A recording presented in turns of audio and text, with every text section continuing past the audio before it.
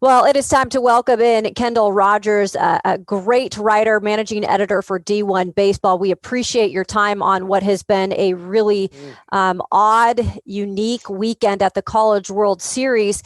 Kendall, let's start from yesterday and just the chaos that happened before that game between Vanderbilt and NC State. What were you guys hearing, and how did it play out in your eyes when you were there? I'll tell you what, it was really interesting. I mean, earlier this week, it kind of came out that JT Jarrett, the starting infielder for NC State, had tested positive for COVID-19, and we were kind of fearful that things would kind of escalate a little bit from there. But when they got to the ballpark yesterday, you see Jose Torres and a bunch of other Wolfpack players kind of hanging out over the dugout. Kumar Rocker is warming up for Vandy, ready to go. All of a sudden, they're pulling everybody off the field, and some of those guys that 3 minutes earlier were hanging out in the dugout in the NC State dugout. All of a sudden they're headed back to the hotel to test, and that's that. They get to play with 13 players, and then later on the night at 1:10 in the morning, NC State season is over. So honestly, it's like a whirlwind a little bit. Like it's almost been a surreal last 24 hours. I was telling somebody late last night, early this morning, that it kind of reminded me a lot of last year when the season was shut down. It was just kind of a surreal feeling. But it's one of those things that it's unfortunate. But it's one of those things that also, all these things are in the NCAA rule book. The NCAA says in the COVID protocol rule book that if you have unvaccinated players, they will have to test. And if there is deemed an outbreak, even vaccinated players will have to test. And that's precisely what happened here with NC State. Yeah, that's the interesting point, and I know that is what you keep updating all of your followers in terms of what kind of happened with the protocol, because it is a little bit confusing, because I know that the reports out there are that even some of the vaccinated players for NC State ended up testing positive for COVID-19. And then the other question is Vandy's team fully vaccinated? What's the latest on that, Kendall? Yeah, I mean, that's a great question. We have confirmed that 4 of the 6 positives from NC State were actually vaccinated. Again, I mean, it's not to debate the merits of the vaccination, but I can't confirm that. As regards to Vandy, now it's one of those interesting situations where the NCAA and the Douglas County Health Department will come together. They'll determine whether or not Vanderbilt had enough contact with NC State players for a lengthy amount of time. Remember, I think it's 10 or 15 minutes that you have to kind of be right next to someone to be kind of included in that quarantine/testing range. And so we'll find out later today or tomorrow morning if Vanderbilt is involved in that testing protocol. My hunch is that Vandy's, from what I hear from different sources, Vandy is pretty much fully vaccinated. So I do not expect this to be an issue going into Monday's championship series. But I kind of learned at this point, kind of knock on wood a little bit.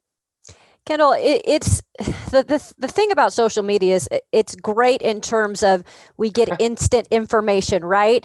And Twitter is kind of the source for sports, but it's discouraging a lot if you go on there and there's so many different opinions going around right now, and there's a lot of negative opinions, and a lot of those opinions have gone directly to Tim Corbin, directly to Vanderbilt, kind of like it's their fault that they're now advancing to the College World Series because of this incident.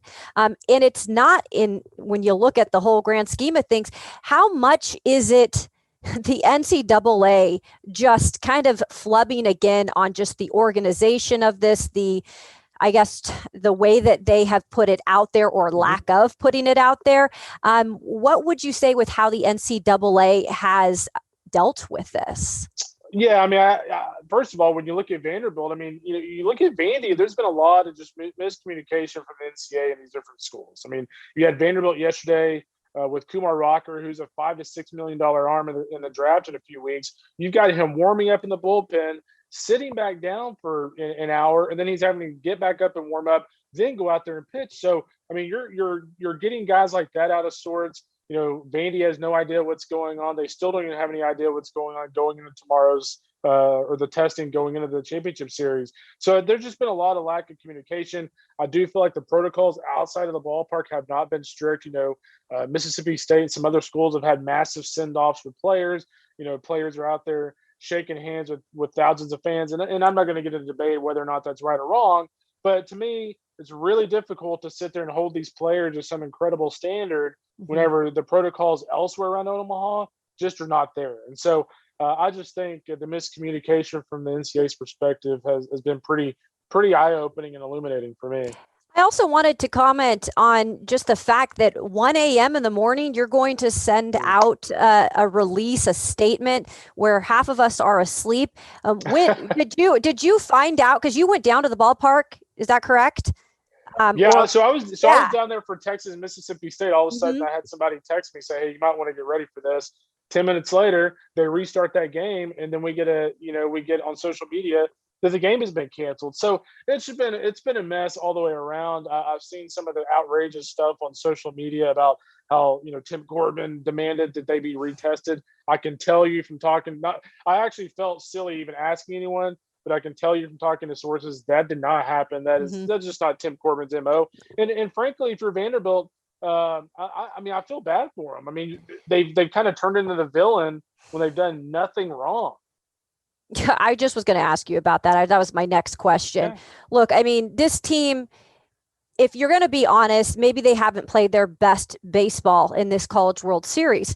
However, this team has found ways to win, and the grit does play a part of it, because no matter how, they're playing, they're getting it done with different situations, and it's difficult for any team to be going through this kind of stuff. Now that they are kind of being put as the villain moving into this College World Series final, Kendall, is it going to put some pressure on these Vanderbilt players? Mind you, a lot of them are young. This is their first trip to the College World Series, because they have like this name put on them now, and it's really not their fault. No, you're right. I mean, there's no way around it. I think Tim Corbin, this is where the fact that he's a great leader, he's a great manager, this is where this kind of comes into play, because he's going to have to keep those guys grounded. They're going to walk into a hornet's nest. Let's just say they're playing Mississippi State. I mean, there's probably going to be 23,000 people there in maroon. They're going to be walking into a hornet's nest. That's the fact of the matter. But I will say this with Vandy. I feel like they have yet to play anywhere close to the level of baseball they can play. I mean, you look at the first game, Kamara got off to a slow start against Arizona. You look at the Stanford game. I mean, they got it kind of handed to them a little bit. But, you have to give Javier Vaz and some of those guys credit for having some big at-bats in that 8th and 9th inning as well. And then they come out here yesterday on Friday against an undermanned NC State club, and they just find a way to win. So they have not played their best baseball. I do wonder if their best baseball is to come in this championship series. And it will have to come if they play either Texas or Mississippi State. Another question for you is, I think people are also looking at Vanderbilt and saying, well, now they have extra rest for these pitchers. And we're all kind of guessing that Jack Leiter will probably get the start in the Monday game. What are your thoughts on that? I mean, at this point, it's not going to be fair just because this whole thing has shaken out the way it has. Yeah, I mean, at the end of the day, I mean, if you're a college baseball team and you're in the College World Series, at some point in the CWS, you're going to have to overcome adversity. So whether it's facing Jack Leiter in Game 1, who's fully rested, or facing Landon Sims for Mississippi State, like, you're going to have to overcome an obstacle. So I get it. People look at it as, it's an unfair advantage, but you know what? It's something they cannot control. And again, just because Jack Leiter is an incredible pitcher doesn't mean he can't be beaten. He's been beaten before this year. So, they had him up in the bullpen on Friday against NC State. And so we'll see, what he has in the tank. I mean, this will be, because I kind of consider that bullpen, getting up and throwing 20 pitches in the bullpen kind of part of his workload. This will be the third time he's gotten up in a bullpen and gotten ready to go in the game. So, I mean, it's not a slam dunk. He's just going to go out there and just be a total stud. And so we'll see what happens in the series opener against the Dogs or the Texas Longhorns. And staying on the note of the Vandy boys really quick, I think the big issue in this series was just getting the bats going, and it just hasn't seemed to happen for them. What do you see? Could you see that, changing all of a sudden? I mean, what has been the issue there in your eyes as a guy that kind of follows all of these teams? Yeah, I just think it's just getting in a consistent groove. I think when you look at this lineup overall coming into the World Series, I kind of looked at it as a lineup where, Enrique Bradfield really kind of has to get them going. And once he gets them going, Carter Young, Dom Keegan, guys like that kind of follow suit. So I think the big key for them in the championship series is get a young Enrique Bradfield, which by the way, maybe being here for a full week and then having a few days off to kind of collect his thoughts, kind of look at what he did wrong and things like that. Maybe that's kind of what is needed for him to kind of get rolling like he was for much of the regular season.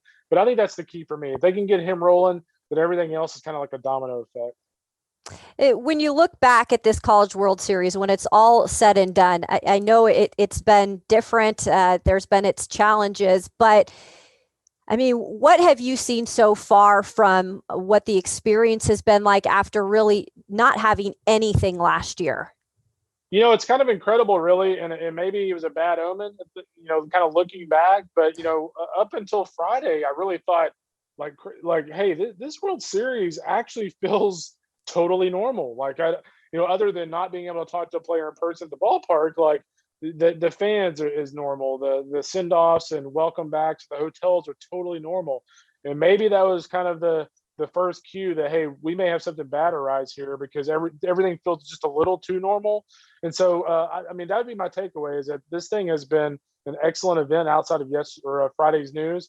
And that's been great to see. With that said, I feel like it has had some consequences. So with the good comes the bad sometimes, I guess, as they say. Well, Kendall, we always appreciate your great reporting, and really throughout the last couple of days, all your updates on what's going on. Thanks for joining us. Absolutely. Thank you.